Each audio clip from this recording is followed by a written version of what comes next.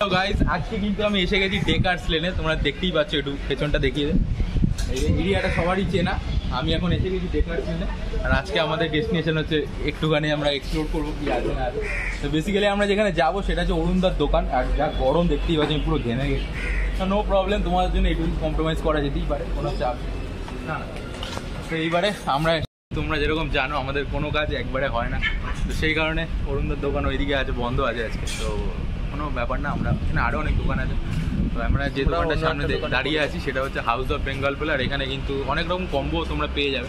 তো আমরা এটাই দেখবো যে কীরকম হয়, আমরা এক্সপ্লোর করব, আর যদি সুযোগ হয় তাহলে এক্সপোজও করবো, দেখা যাক। চলো দাদা, আমরা একটা ব্লগ করছি আর কি, তো তোমার এখানে কী কী পাওয়া যায় একটু ফ্রাইড রাইস আছে, এটা বোধ হয় ললিপপ আছে একটু সম্ভবত, এখানে মোমো আছে, আর তলার দিকে তোমরা কিন্তু বাসন্তী পোলাও দেখতে পাচ্ছ। আর এখানে চিকেনেরই দুটো আইটেম, একটা চিকেন একটা মটন আছে। এই যে দাদার দিয়ে ক্যামেরাটা। নমস্কার, ফুডটক বাংলার নতুন একটা ভিডিওতে তোমাদের সবাইকে স্বাগত। আমি এখন চলে এসেছি হাউস অফ বেঙ্গল, যেটা কিনা ডেকার্স লেনে অবস্থিত। আর এখানে আমি কিন্তু আমি কিন্তু ওনারকে পেয়ে গেছি। প্রথমে জিজ্ঞাসা করবো আপনার নামটা কি? আমার নাম সায়ন, দোকানের নাম হাউস অফ বেঙ্গল। আচ্ছা, আমাদের এখানে কম্বো পাওয়া যায়, পোলাও চিকেন কষা, পোলাও মটন কষা। মটন কষাটা রিসেন্টলি স্টার্ট করেছি। Rice chilli chicken, chowmein chilli chicken, এগুলো সব কম্বো। পোলাও চিকেন কষার রেট আছে 100 টাকা, 2 পিস চিকেন কষা দিয়ে পোলাও। মটন কষা 2 পিস দিয়ে পোলাও রেট আছে 170 টাকা। আর fried rice 2 piece chilli chicken দিয়ে রেট আছে 80 টাকা। আর চাউমিন চিলি চিকেন দিয়ে রেট আছে 70 টাকা। এছাড়াও roll, mughlai, momo, drums of heaven মানে ললিপপ, এগুলো তো আছে। আর ললিপপের প্রাইসটা কি আছে? ললিপপ 20 টাকা করে। গাইস দেখতে পাচ্ছ কলকাতার মতো জায়গাতে খুবই রিজনেবল প্রাইসে দাদারা বিক্রি করছেন। আর আপনার দোকানটা কদিন হলো? আমি এই দোকানটা চালাচ্ছি বছর 2-1 ওপর। আচ্ছা আচ্ছা, তো দাদা মানে রিসেন্ট, খুবই রিসেন্ট না, মানে 2 বছর হয়ে গেল ওনারা চালাচ্ছে। আর আজকে আমরা এটাই এক্সপ্লোর করতে এসেছি। তো গাইস ভিডিওটা তোমরা দেখতে থাকো, আমরা আস্তে আস্তে সব কিছুই দেখো। ধন্যবাদ। পোলাও চিকেন কষাটা আমরা এখন অর্ডার করে নিয়েছি, দেখা যাক কীরকম হয়, তারপর রিভিউ তো তোমাদের আসে। আর আমরা চেষ্টা করবো আরও অন্য কোনো দোকানে এক্সপ্লোর করার জন্য, দেখা যাক কতদূর কী করতে পারে। আর প্রবলেমটা যেটা হয়ে গেছে, আমার ফোনে বেশি চার্জ নেই, এই কারণে একটু প্রবলেম হয়ে গেছে। যাই হোক, তোমরা একটু মানিয়ে গুছিয়ে নেবে। অন কর হ্যাঁ, এদিকে এই হচ্ছে তোমাদের 100 টাকা পোলাও চিকেন কষা কম।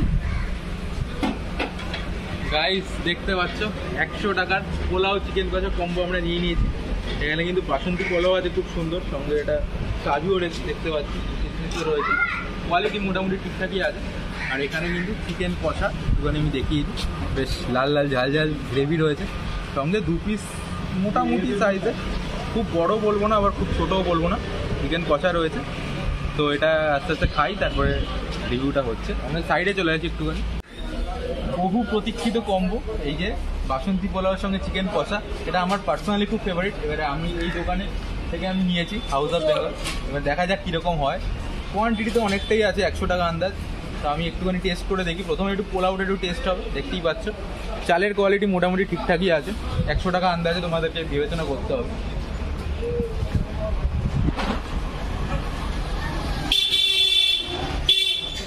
রাইসের কোয়ালিটি ভালো, আর ভেতরে কাজু কিশমিশ ছড়ানো আছে। মোটামুটি মিষ্টি যেরকম হওয়া উচিত সেরকমই আছে, অতিরিক্ত মিষ্টি অনেক জায়গায় করে দেয়, সেটা ভালো লাগে না। এবারে আমি একটুখানি চিলি চিকেন বলছি, চিকেন কষার একটু গ্রেভি দেখিয়ে দেবো। খুবই ঘন গ্রেভি রয়েছে, আর তেলের পরিমাণ দিয়ে একটু বেশি থাকবে স্বাভাবিক ব্যাপার। তো সেটা আমি দেখিয়ে দিচ্ছি যে কতটা ভালো বা কতটা খারাপ। গ্রেভিটা দিয়ে একটুখানি মাখিয়ে এবার কিন্তু সেই স্বর্গীয় বাইট।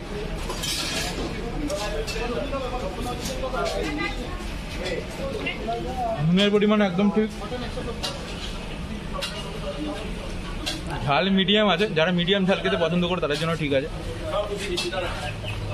আর একটা বাইট আমি নিয়ে নেবো কনফার্ম হওয়ার জন্য, যে কীরকম, প্রথমবার অনেক সময় বোঝা যায় না।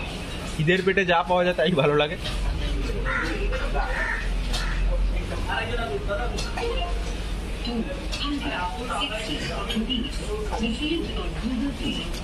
সত্যি কিন্তু বেশ ভালো খেতে, একেবারে টপ নচ সেটাও বলবো না, আবার একেবারে খারাপও না, যথেষ্ট ভালো। আবার এখানে একটা জিনিস আমার ভালো লেগেছে, এই যে কাজু কিশমিশ, এই যে কাজু আমি দেখিয়ে দিচ্ছি একটুখানি, মিডিয়াম কোয়ান্টিটিতে আছে।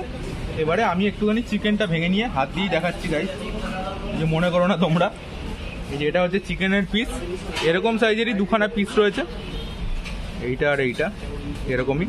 আমি একটা ভেঙে নিয়ে দেখাচ্ছি। এই যে চিকেনটা একটুখানি ভেঙে নিলাম, ভালোই নরম রয়েছে, সঙ্গে একটুখানি গ্রেভির ঝোল বলছি, একটুখানি গ্রেভি। দাঁড়াও গাইস, চিকেন উঠে যাচ্ছে। এই যে আর একটুখানি গ্রেভি নিয়ে এইবারে জিনিসটাকে একটু মাখো মাখো করার জন্য মাখাতে হবে। দেখাই, পড়ে গেছে, কিস্তি মারছে। মাংসের পিসটা সাইড করলাম, একটুখানি মাখিয়ে বেশ বড় একটা বাইট মুখে তুলবো।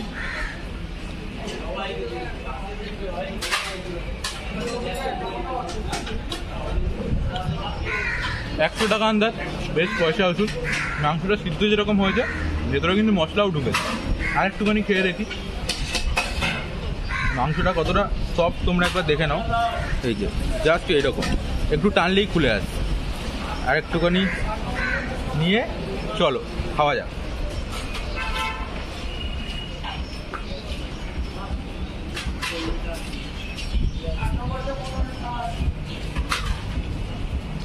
এই ডেকার্সল্যান্ডের one of the best combo আমি বলবো। আরও অনেক কম্বো রয়েছে, আমরা এখনো ট্রাই করিনি। এবারে আমার যে সহকর্মী বলাটা ঠিক না, ব্লগার পার্টনার যে রয়েছে, আমি তার কাছে তুলে দেবো, দেখা যাক সে কীরকমভাবে ভিডিওটা দেখায়। তো এতক্ষণ অনুভব বললো তোমাদেরকে এরকম খেতে, এবার আমি একটু খেয়ে দেখি। জোরে বল। যথেষ্ট পরিমাণ ভাত রয়েছে এখানে, পোলাও যথেষ্ট পরিমাণ রয়েছে, তোমরা দেখতে পাচ্ছ। আমি একটু ঝোল দিয়ে মাখিয়ে নিলাম ব্যাপারটাকে, এখানে খেয়ে বলবো কিরকম খেতে। অনুভব তো বলেছে, তোমরা শুনেছো, এবার আমিও একটু দেখি কিরকম।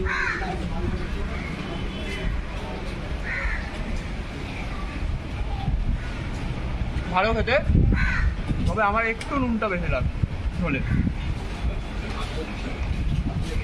আর একটা বাইক ঝোল দিয়ে